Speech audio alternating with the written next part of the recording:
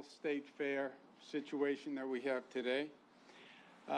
First, this state fair is such a phenomenal success story. You know, you have to remember what it was a few years ago and what it is today, and it is night and day. We've been breaking all sorts of records, attendance records.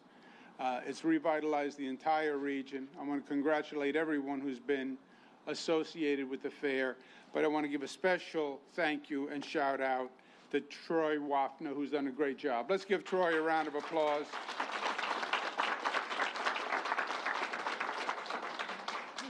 And now, this site, State Fairgrounds, great recreation area, great attraction, it has transformed itself to where this site is today the second largest mass vaccination site in the United States of America. It did 9,500 vaccinations in the past 24 hours, second only to Javits Center. Isn't that amazing? Give the whole group and the National Guard a round of applause for what you're doing here. I want to welcome some special guests who are with us today. You're going to hear from Anne Marie Talercio in a moment, right after me. Then you're going to hear from who represents the AFL-CIO, as you know. Then you're going to hear from Fanny Villarreal, who represents the YWCA. And then you're going to hear from Pastor Draper, who is going to speak on behalf of all the pastors who are here in the faith-based community that is working in partnership with this organization. I also want to recognize a special member of our society for many, many years, a great, great leader, Van Robinson. Let's give him a round of applause. We also have Paul Dickens with us from the CSEA, and I thank him. Look, where we are now in this long journey of this past year, we are now coming down to the end. Are we at the end? No. That's why we have to stay smart, we have to stay safe, masks, etc. But we're at the beginning of the end. And the end is the vaccine. The vaccine is the weapon that wins the war. We know that. It's been tested. It's been proven. Now, you have to make the weapon, and that's taking time. Biden administration, God bless them, has increased the number of vaccine distribution. They've moved it up, so we're going to have many more vaccines faster, and that's good news. But you have to make the vaccine, you have to distribute the vaccine, which is a massive governmental operation. Nobody's ever had to mobilize like this in this short a period of time. It's what today's center is all about. And then third, you have to get people to accept it. You can have the vaccine, you can have the distribution center, but until that needle is in an arm, it doesn't mean anything. Now, the supply of the vaccine is dependent on the federal government. And that ebbs and flows. Why? Because when the Biden administration came in, they didn't have enough vaccine for the country. They just had not bought enough vaccine. President Biden comes in, opens the vaccine cupboard, the cupboard is bare. They have scrambled and they have secured more vaccine, but it's uneven. So we got a big dosage of Johnson & Johnson, one shot, great. We got that last week. But then it's going to trail off for a couple of weeks, and then it's going to increase again, the supply. So you're going to see an unevenness to the vaccine. Everybody says, I want the vaccine, why can't I get it? Because there's not enough vaccine. That's the simple answer. And you are going to see this ebb and flow in the supply from the federal government. That's a fact. We're going to have to deal with it. It's going to be still an annoying few months, but we're getting there. But the supply is increasing. If the supply is increasing, we can then increase our distribution levels. And I'm very pleased to say today that our first level was 65 years old plus, right? Because COVID affects older people more. So our initial threshold was essential workers, nursing homes, 65 plus. We're going to drop the 65-year-old plus to 60-year-old plus, and that's going to start tomorrow. So now 60-year-old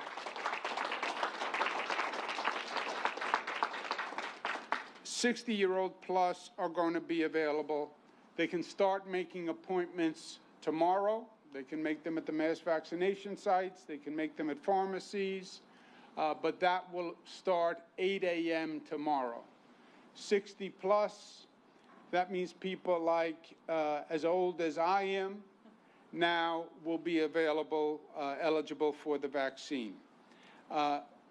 Second, all sites starting March 17th, next Wednesday, all sites, county sites, FQHC sites, mass vaccination sites, we have thousands of distribution sites. All sites, to simplify the situation, can vaccinate anyone who is eligible, all right? So whether you're going to a county-run site, a city-run site, what they call an FQHC, every site can vaccinate anyone who is eligible, with one exception. Pharmacies still will only be doing 60 plus and teachers. 60 plus and teachers. Why? Because the pharmacies, it's not as easy for them to identify different types of workers, et cetera. They can identify age, because age you can identify by just a driver's license.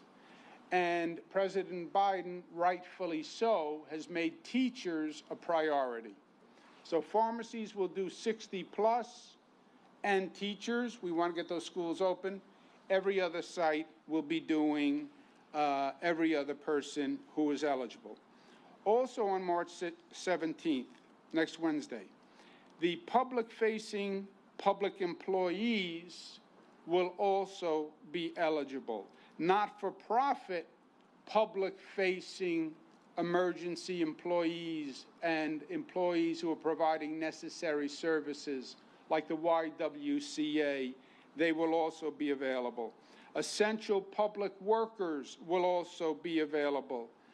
Public-facing building workers will also be available. These are the people who are the everyday heroes, who are out there doing their job.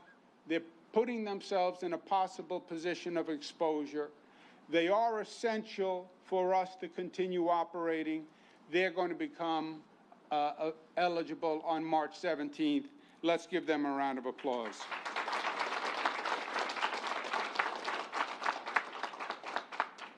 Last point is the distribution is working. It's going out. It's going out fast, not as fast as we would like, but as fast as the supply allows. It also has to be fair.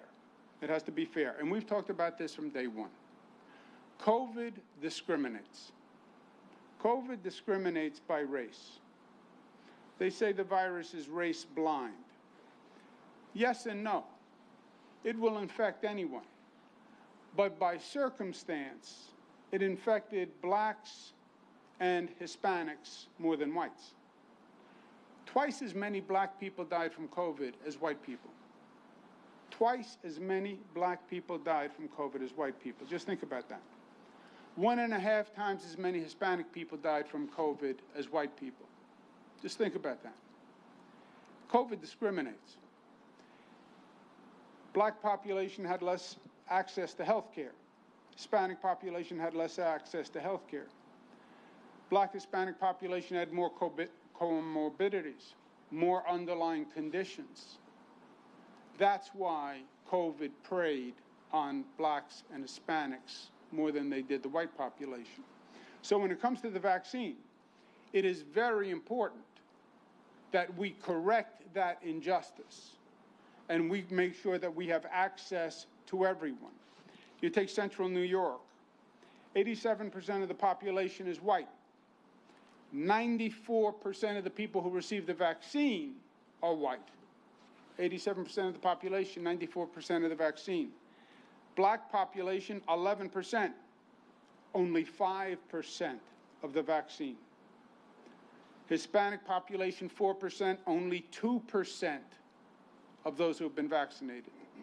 Asian population, 3%, only 2% of those who have been vaccinated. So, we need to increase the vaccination number for the Black, Hispanic, and Asian population. One of the reasons the pastors are here today is to say, look, we understand there's a hesitancy issue. I don't like the word hesitancy because it's a muddled word. There's a trust issue. Black community has less trust of the system. Oh, how can you say that? It's true. It's true. Tuskegee experiment, they have less trust of the system. Well, the Trump administration said it's safe. I don't believe the Trump administration, says the black community. By the way, I don't believe the Trump administration, says me, Andrew Cuomo.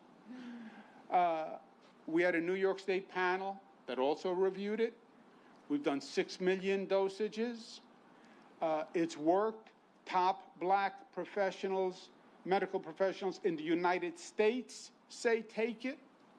I've recommended it to my mother who has taken it. I'm going to recommend it to my daughters who have taken it. I am going to make an appointment. I am going to take it. The pastors who are here today are saying take it.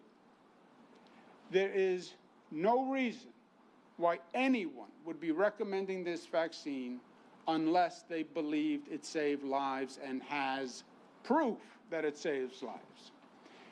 We want to stop this virus. We have to stop the virus. You know how you win a war? You go out and you win the war. You go out and you defeat the enemy. The enemy doesn't defeat themselves. No war does the enemy defeat themselves. All the training that the National Guard receives, the Army receives. Nobody ever says, wait for the enemy to destroy themselves. Go out there and crush them. You know how you crush them? You crush them with this vaccine. But we have to take it. And then let's get back to work. Let's rebuild this economy. Let's rebuild this state. Let's get our lives back to normal. Let's get children back in school. Let's get paychecks back in homes. Let's get normal society functioning again. This vaccine is the ticket. We just have to make it happen. Thank you, and God bless you.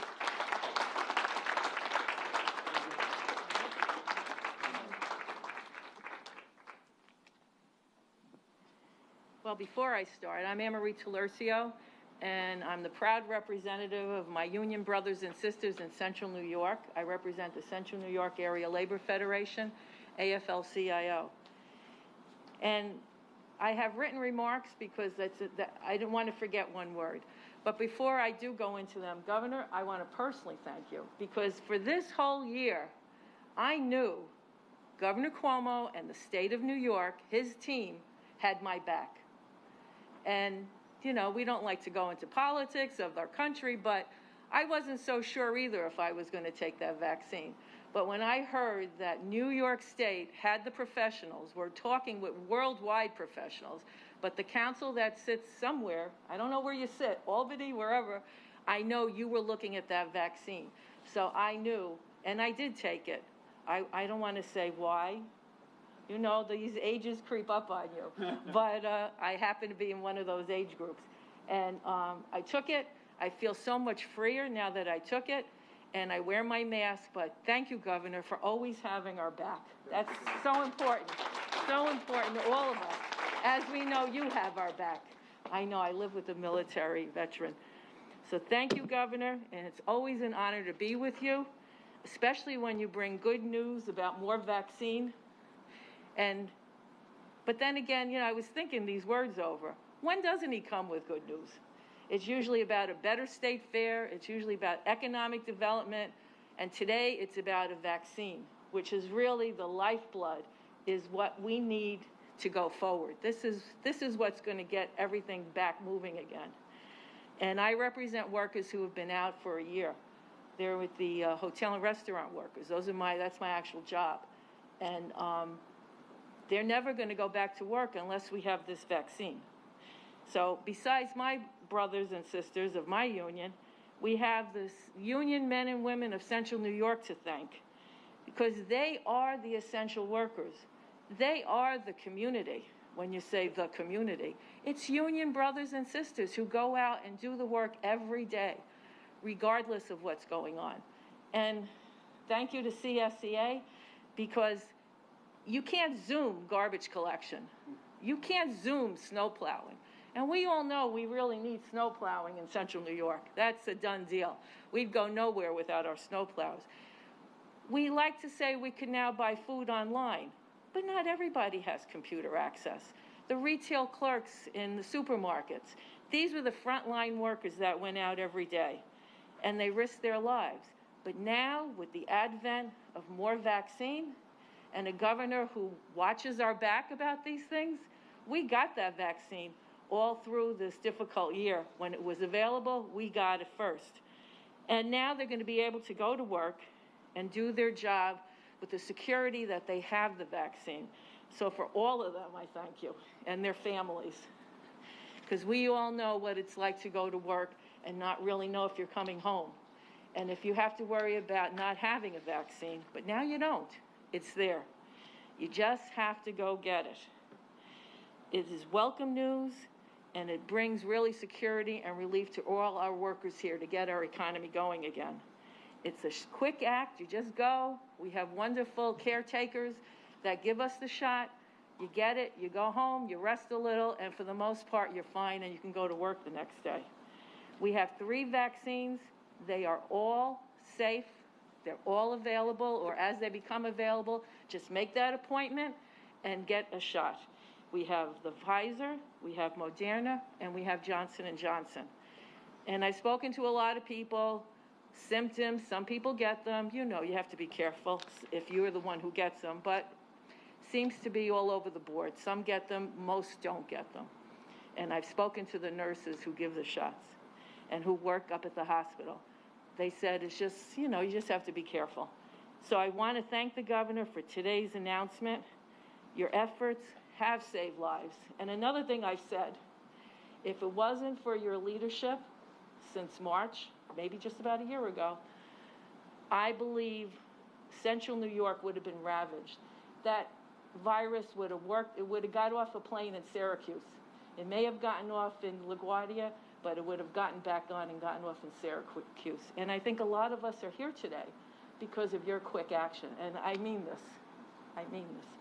Thank you. I don't know what else to say. Thank you.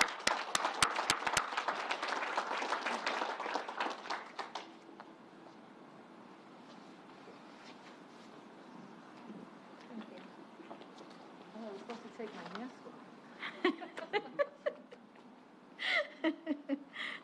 Did you hear me? I did. Thank you, Governor. I am glad to stand here with you today to join this announcement. Thank you very much. I would like to acknowledge some of our friends that are here.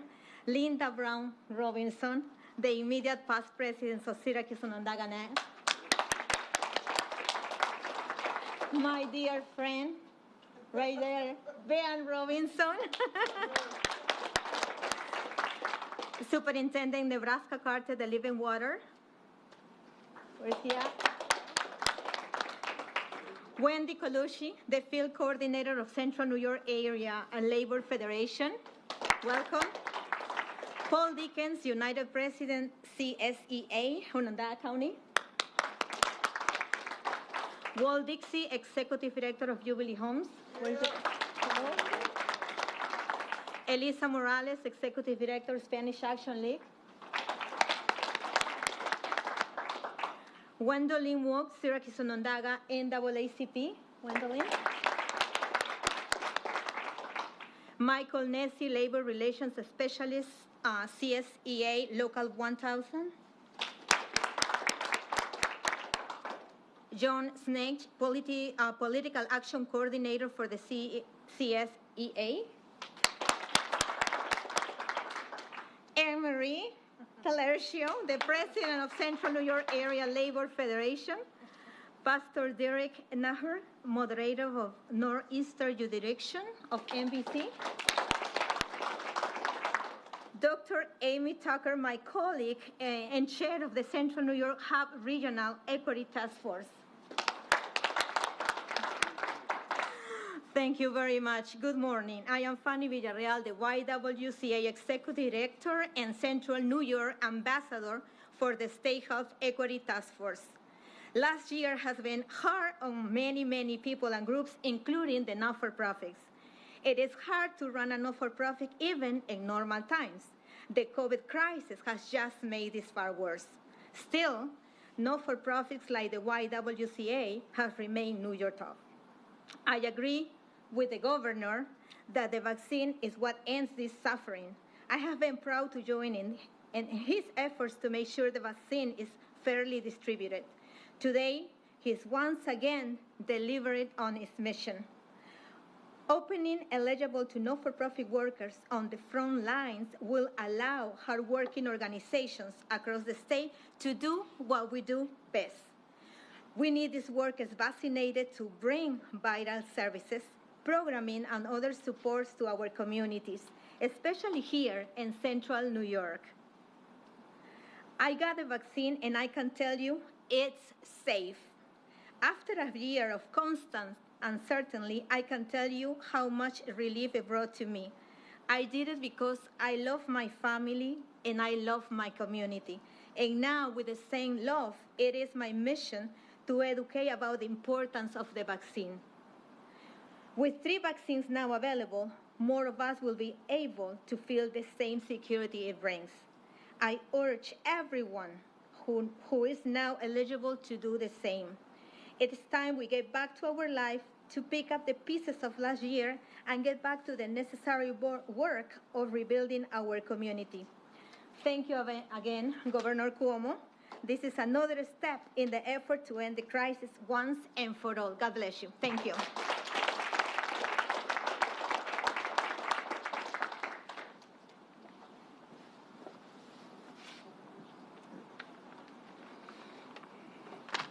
Let the church say amen. Amen. Oh, that just feels right. That I'm up here. Certainly we thank you, Governor Cuomo, for gathering us here today. And I speak on behalf of my colleagues that share with us, and thank you for your leadership, especially on the issue of distributing the vaccine. If I can recognize the clergy that are here with us today, I am Reverend Ricardo Draper, the senior pastor of the Tucker Missionary Baptist Church here in the city of Syracuse. We have Pastor H. Bernard Alex, the senior pastor of the Victory Temple Baptist Church, Pastor Sharon Bow, Hope Chapel AME Zion Church in Utica, Pastor Darren Dewson, Leap of Faith Outreach Ministry, Pastor Derek Galloway, founder and senior pastor of the Connected Christian Church, Pastor Darren C. Jaime, pastor of the People's AME Zion Church, Pastor James Jones, Praise Temple, Church of God in Christ.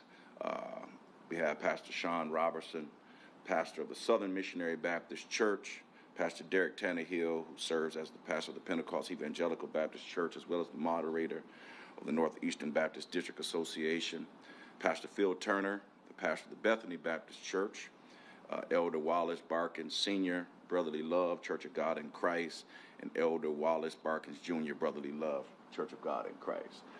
Thank you all for sharing with us today. We know that this shot is what ends the suffering that COVID has brought to our African American, or shall we say black and brown communities.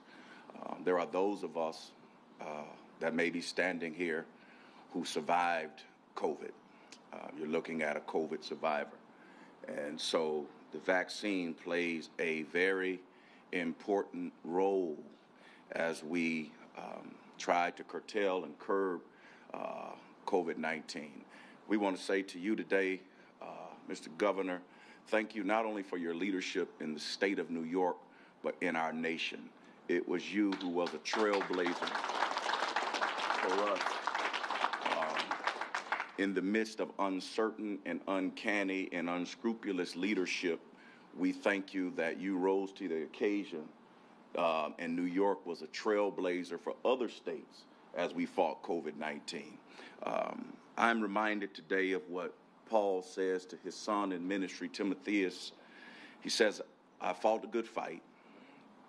I finished the race, and I've kept the faith.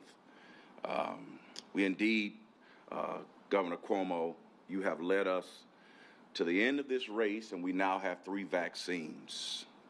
There's still a lot of fight ahead. However, we need to get this vaccine into the arms as many people as possible. Now, I say this, that a lot of us think that getting the vaccine is responsible, but I flip it and say the vaccine is important for those who are irresponsible, for those who won't wear masks, for those who won't social distance, for those who will not think about the families of others, for those of us that stand here today as clergy. A lot of us have had to stand and commit bodies to the ground because of COVID-19. And so now that we have this vaccine, I heard one of the prior speakers say about the symptoms or the side effects. I said to my congregation, I would rather have a side effect than have to go to the cemetery.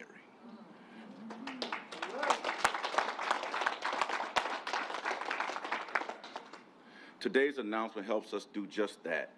More vaccines are on the way, and again, we want to thank the governor and his team for continuing to work with the houses of worship to deliver the vaccine directly to the communities that need it. Our efforts have been made better with the approval of the Johnson & Johnson vaccine, and it actually works a lot better for some people because it's one shot. And for those who are homeless and those who may not have the transportation to get both shots, this Johnson & Johnson shot will help us get those people who are in the underserved and underprivileged communities vaccinated. So now we can open this up to more New Yorkers, which will allow us to end this suffering for over the last year. I shared with the young ladies who stood with us that for the first time in my life, I've never been able to go to church on Easter Sunday, or my members were not able to come, or they were not able to attend on Mother's Day. For the first time, people were not able to celebrate birthdays and anniversaries with family members. And so we understand in the African American community that there's a lot of mistrust. And part of that is, Mr. Governor, is because a lot of us in the African American community has Southern roots.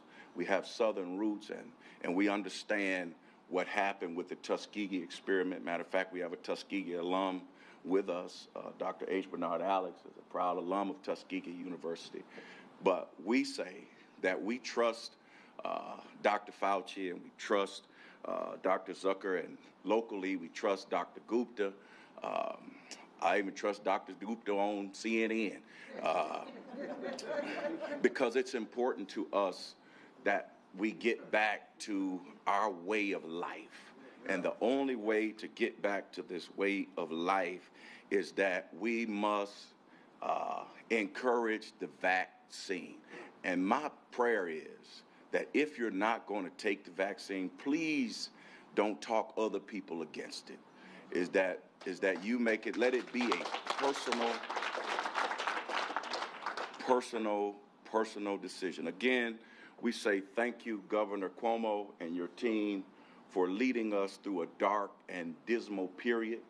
But we thank you that you stood tall, you stood strong, and we want you to know that we appreciate your leadership and loyalty to the state of New York. Now, I wouldn't be a preacher unless I left here with something, and I want you to be encouraged by this, Mr. Governor. The Bible declares, now unto him who is able to do exceedingly and abundantly above all we can ask or think.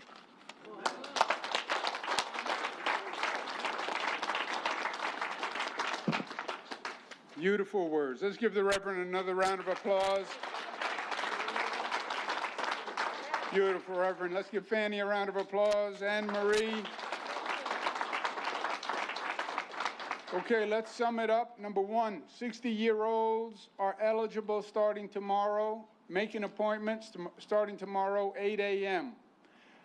Remember, it's still uneven. We still don't have enough supply, but do your best. I know it requires patience, but 60-year-olds start tomorrow.